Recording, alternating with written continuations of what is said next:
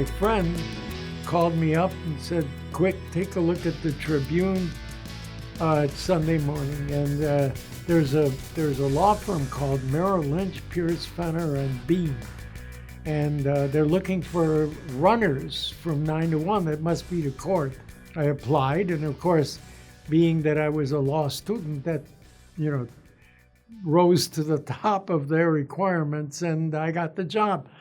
And, eventually, like the following morning, I realized we were at the Chicago Mercantile Exchange. The exchange was then supporting prices. Things were that bad that this capitalist entity had to support prices of memberships.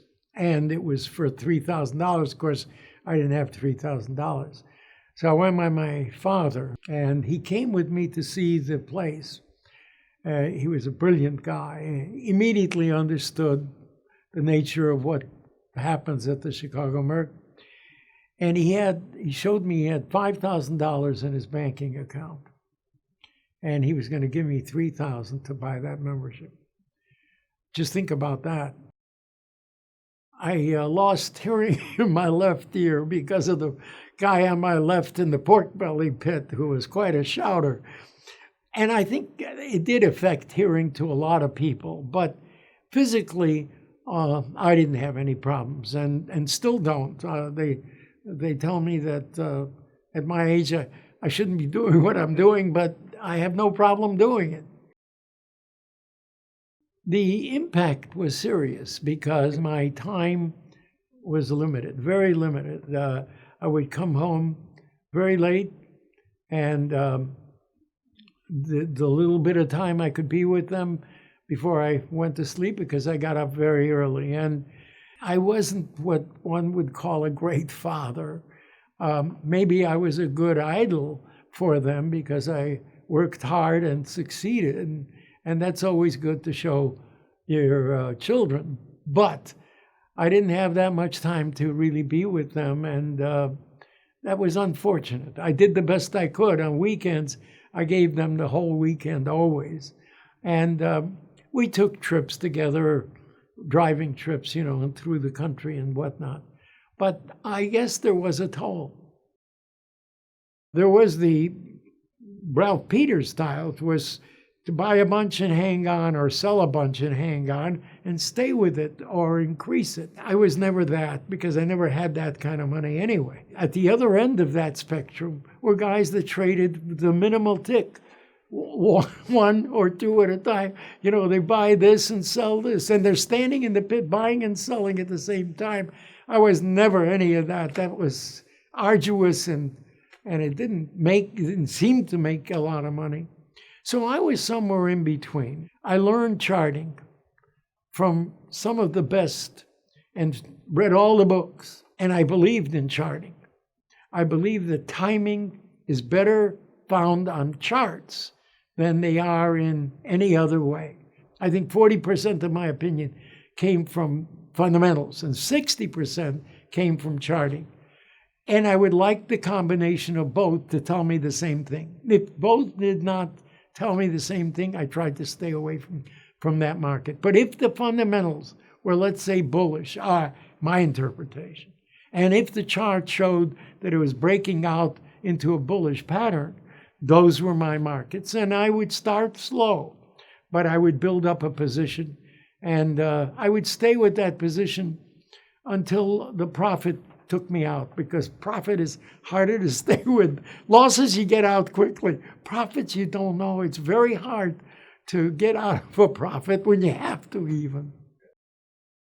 Mostly a bear. Bernard Baruch, who was a great trader, and wrote lots of things. And one of the things he said is it always ends up with the bears, because they are the true owners of the product. His point was that selling was easier, selling was quicker. When a bear market happens, everybody just saw that in last year, how fast it'll go down. It took months and months and years to go up, and it takes days and days to go down. So there is a huge risk-reward by being bearish at the right time, because you sometimes have to sweat out long-term bull markets. The public never went short. The public doesn't know how to go short. The public can't even think short. The public buys first, sells later. And so you knew what events would affect the public, and you could take advantage in terms of knowing what's going to happen next. And bears take advantage of that and quickly. I was one of them. Not a full week. Several years in a row, rent an apartment in New York for the trade in May potatoes. The whole thing was May potatoes. And I didn't have a membership there, but they were loose with that. And it was a great fun to be in New York and trade and so forth. So I did that for a couple of years.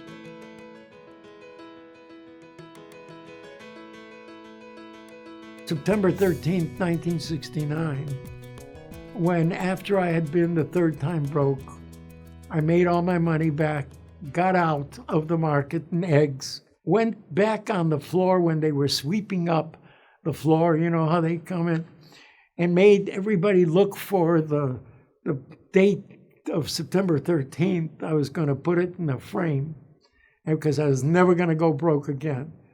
And I didn't. And we found the September 13th, put it in a frame. It's in my office. It's on one of my walls. The worst trade was when I got caught being short the Swiss franc. The administration had, this guy Blumenthal was Secretary of the Treasury. He couldn't be secretary of a kids club, but he was. And the world knew that the dollar was going to sink, and it did, but I was short the Swiss francs, and that went bananas. And I couldn't get out because in those early days, that was a liquidity problem we had. As you know, it wasn't yet mature enough. And this is when the oil embargo happened, and Swiss francs went insane. I couldn't get out for days, and it cost. The S&P, that was my nemesis. It was my most difficult contract to trade. I don't consider myself that any good in Standard & Poor's. Everything else I kind of learned, but this was tough. I went broke 3 times, and it wasn't in the currencies and it wasn't electronic.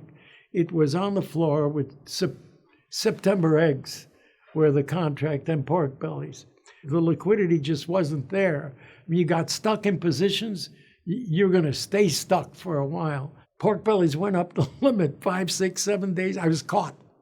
Ended up going broke. But I also had gone broke in trading September eggs because September eggs were always cornered by the same crowd that always cornered our markets.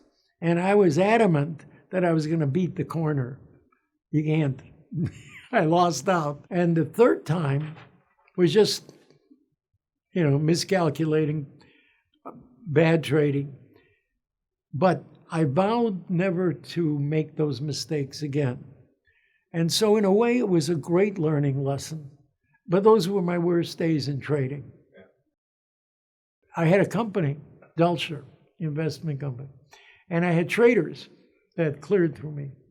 And one trader on a given day took a British pound position, got married to it, and lost $3 million. I had some wealth, but not $3 million. I had to pay for before the close at 2:00, as you know, to clear the trades. That was my worst. I financed it, but that was my worst moment. So here are pork bellies going up the limit because they're the war in the Middle East, 67 war, and it's going up the limit. And Marlowe King, who was my friend and great trader, ran down from his office, came down to the pit, and it was limit up. And everybody was standing bidding the limit up. You know how that works? And he shouted above the din, "You guys are nuts. Neither the Arabs or the Jews eat pork." He was caught short like I was. It didn't matter. But it's a great incident.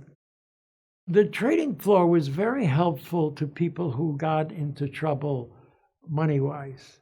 And that was because it was like a family. I think it was true at the Board of Trade as well. You took care of people who, for reasons whatever, needed a buck to get started again, or cover a loss that they couldn't hold on to. You cannot tell whether a person will make a good trader or not. There really is no way.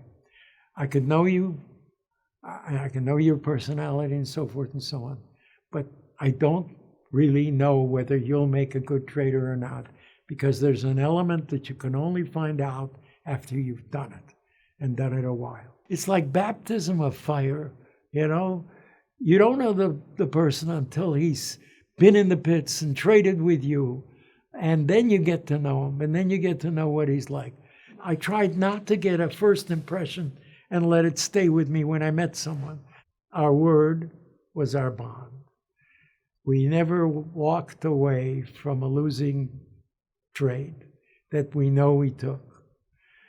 That was true throughout the business. Those traders that were cheats, they left very quickly and couldn't become traders. No one would trade with them. You and I could have made a trade in the fleeting moment as we were passing, and you said, done, and that trade could be $200,000 to you.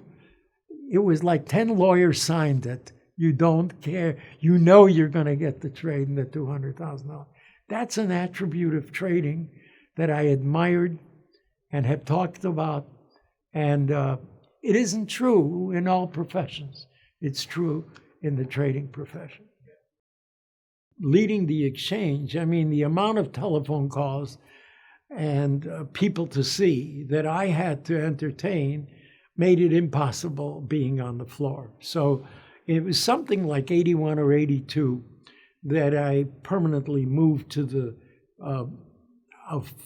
upper, fifth floor of the building with an office, and arranged so that I could trade continually as I had before, but I could also meet with people and answer calls and do whatever a chairman has to do.